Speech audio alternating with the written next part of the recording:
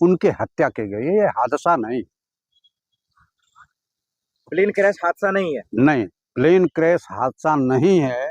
इसीलिए कि जब प्लेन क्रैश होती है तो वहाँ 3-3 बम फूटते हैं, उस बम फूटने से उनकी मौत हुई है। ये बहुत बड़ी बात कह रहे हैं आप। बहुत बड़ी नहीं, ये सच्चाई की बात कर रहा सबूत हूँ। क्या है आपके पास कि बम ब्लास्ट हुआ अच्छा, ये वहां पे? बताइए, पूरी आवाज हुई, उनका भतीजा कह रहा है, उनकी बहन, चचेरी बहन कह रही है, उनके चचा कह रहे हैं कि ये मौत नहीं, ये हादसा नहीं, ये मौत इनकी जानबूझ करके कराई गई है, प्लेन क्रैश कराई गई है, क्योंकि उनकी यात्रा गा, गाड़ी से हुई थी, 4 व्हीलर से होना था, हाँ। 4 पहिया गाड़ी से जाना था। हाँ। अकस्मात उनकी यात्रा को परिवर्तन करके गुजरात के मुख्यमंत्री ने कहा कि आपको एक कागज पर दस्तखत करना है, इसके लिए उनको प्लेन की व्यवस्था की गई। जो खुलासा एनसीपी के नेता कर रहे हैं तो वो खुलेआम क्यों नहीं बोलते, एफआईआर दर्ज क्यों नहीं करते, जांच की मांग क्यों अच्छा, नहीं करते, खाली शोर शराबा मचा? एक बात बताइए, मुकदमे की बात, हर चीज पे मुकदमे की बात आप लोग करते हैं, और हिंदुस्तान के प्रधानमंत्री, उन्होंने कहा था कि मैं बीजेपी के भ्रष्टाचार की कलई खोल करके रख दूंगा, असलियत बीजेपी के सामने, जनता के सामने लाऊंगा, ये जानबूझ करके। तो ये कहीं नहीं। अब आप बताइए, हमारे सीडीएस थे, उनको भी हेलीकॉप्टर क्रैश हुई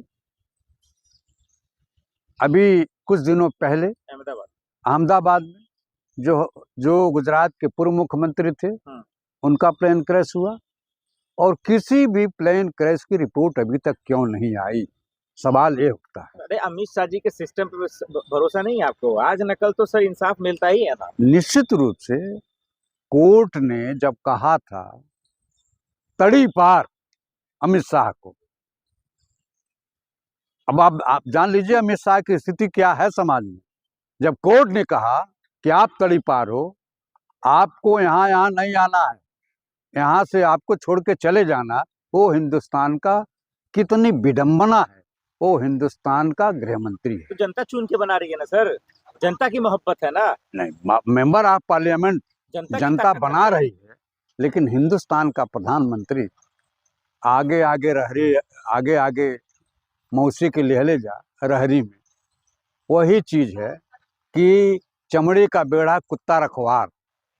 इस कहानी को भारतीय जनता पार्टी की सरकार पूरी तरह से कर रही है। पवार की हत्या ये सुनियोजित हत्या है। रोहित पवार कह रहे हैं कि ये निधन नहीं है अजीत दादा का, जो उनके भतीजे हैं, दरअसल ये साजिश है, साजिश के तहत उनकी मौत हुई है। निश्चित रूप से उनकी यात्रा का ऐन समय पर टाला गया, प्लेन की व्यवस्था की गई, और लोग बताते हैं, वहाँ की जो प्रत्यक्षदर्शी जनता है वह बता रही है कि अंतिम में 3 बम विस्फोट भी हुए, जिसकी आवाज आम जनता सुनी। तो बम विस्फोट, क्या झूठी खबरों पे आप यकीन कर बोल रहे हैं? सवाल ही नहीं उठता है। क्रैश हुआ है, अमित शाह जी ने कहा, देवेंद्र फडणवीस ने कहा। देवेंद्र फडणवीस को तो तत्काल अपने पद से इस्तीफे दे देने चाहिए। देखिए, हर चीज में आपको इस्तीफा चाहिए। निश्चित रूप से। हालांकि हम हिंदुस्तान का नागरिक जानता है कि भारतीय जनता पार्टी के नेताओं के अंदर नैतिकता नाम की कोई चीज नहीं थी। नैतिकता कांग्रेस के लोगों की थी। जब बंबई कांड होता है तो हिंदुस्तान का गृह मंत्री त्यागपत्र देता है, महाराष्ट्र का मुख्यमंत्री त्यागपत्र दे देता है। एक रेल दुर्घटना पे पूर्व प्रधानमंत्री लाल बहादुर शास्त्री जी त्यागपत्र देते हैं। कांग्रेस की परंपरा रही है कि नैतिकता, और मैं अपनी जिम्मेदारी स्वीकार करूं, उसके लिए इन लोगों ने त्यागपत्र तक दिया है। लेकिन भारतीय जनता पार्टी में नैतिकता नाम की कोई चीज नहीं। ये सब के सब बेशर्म लोग हैं, बेहया लोग हैं। आप बताइए, सीडीएस की प्लेन क्रैश होती है, आपके पास राडार नहीं था क्या? आपको जानकारी नहीं थी क्या? गुजरात के मुख्यमंत्री के प्लेन क्रैश होता है, ये असुरक्षा की भावना क्यों? यह कहीं न कहीं एक साजिश के तहत हत्या की गई है।